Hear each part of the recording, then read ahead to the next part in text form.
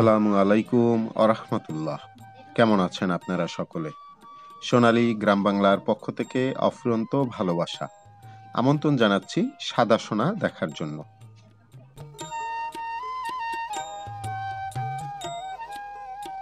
সাদা সোনা মূলত বলা হয় এর প্রয়োজন বা বাজারে যে চাহিদা রয়েছে সেটার পরে ভিত্তি করেই সাদা সোনা বলা হচ্ছে এই কাপাস তুলাকে।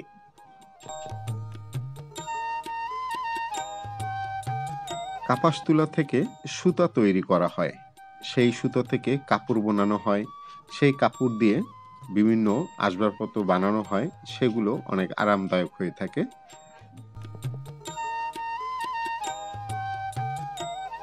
কাপাস তুলো থেকে তৈরি হয় চিকিৎসাশালার বেশ গুরুত্বপূর্ণ কয়েকটি জিনিস, বিশেষ করে ব্যান্ডিজ বা ব্যান্ডিজের যে কাপড় বা ওয়াশ করার জন্য যে আমরা তুলোগুলো পাই ফার্মেসিতে, কটন বার ইত্যাদি ইত্যাদি এরকমের অনেক জিনিসই তৈরি করা হয় এই কাপাস তুলো দিয়েই। যারা ক্ষেত থেকে তুলা উত্তোলন করে তাদেরকে কিভাবে পয়সা দেওয়া হয়? ধরুন এই ক্ষেত থেকে এর আগে একবার তুলা উত্তোলন করা হয়েছে, এবার দ্বিতীয় ধাপে তুলা উত্তোলন চলছে, তাই এই ক্ষেত থেকে 22 কেজি তুলা উঠালে তারা পাবে 500 টাকা মজুরি। আমরা এখন যে তুলা বাগানটিতে দাঁড়িয়ে আছি, এখান থেকে 22 কেজি তুলা উঠালে শ্রমিক পাবে 350 টাকা। তবে এখান থেকে তুলা উঠাতে খুব একটা ব্রেক পেতে হয় না, যেহেতু এখানে ভরপুর তুলা রয়েছে, তাই এখান থেকে তুলা উঠালে একজন শ্রমিক 50 থেকে 60 কেজি তুলা উত্তোলন করতে পারে একদিনে।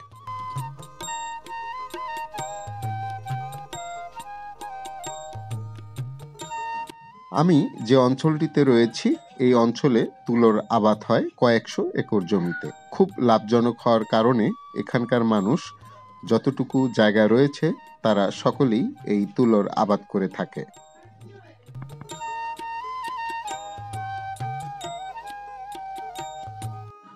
তুলা গাছের অ্যাভারেজ হাইট 4 থেকে 5 ফিট, তবে কম বেশি হতে পারে। তুলা গাছের চতুর্দিকে ডালপালা ছড়ায়, প্রত্যেকটি ডালে 3 থেকে 4টি ফুল আসে। ফুলগুলো দেখতে সাদা ও গোলাপি টাইপের হয়ে থাকে।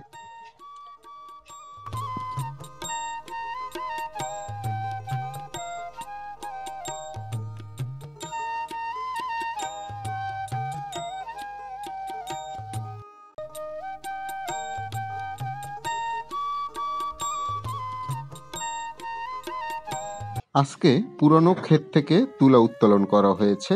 চলুন দেখা যাক এক একজন কি পরিমাণ তুলা উত্তোলন করতে পেরেছে।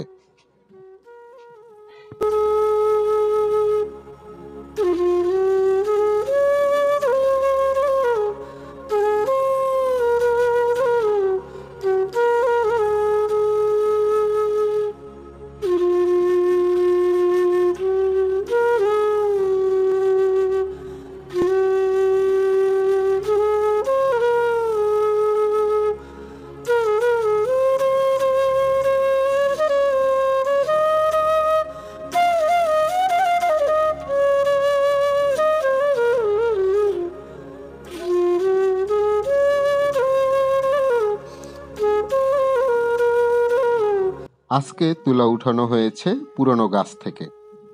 নতুন গাছে ফুল আসছে, কয়েকদিনের ভিতরে এগুলোতে তুলা আসবে। আর যেগুলোতে তুলো এসেছে দেখতেই পাচ্ছেন কত সুন্দর করে এক একটি ডালে 3টি 4টি করে ফুল এসেছে, সেখান থেকে তুলাও ফেটে বের হয়েছে। এখান থেকে তুলা উত্তোলন করা হবে আরো কয়েকদিন পরে।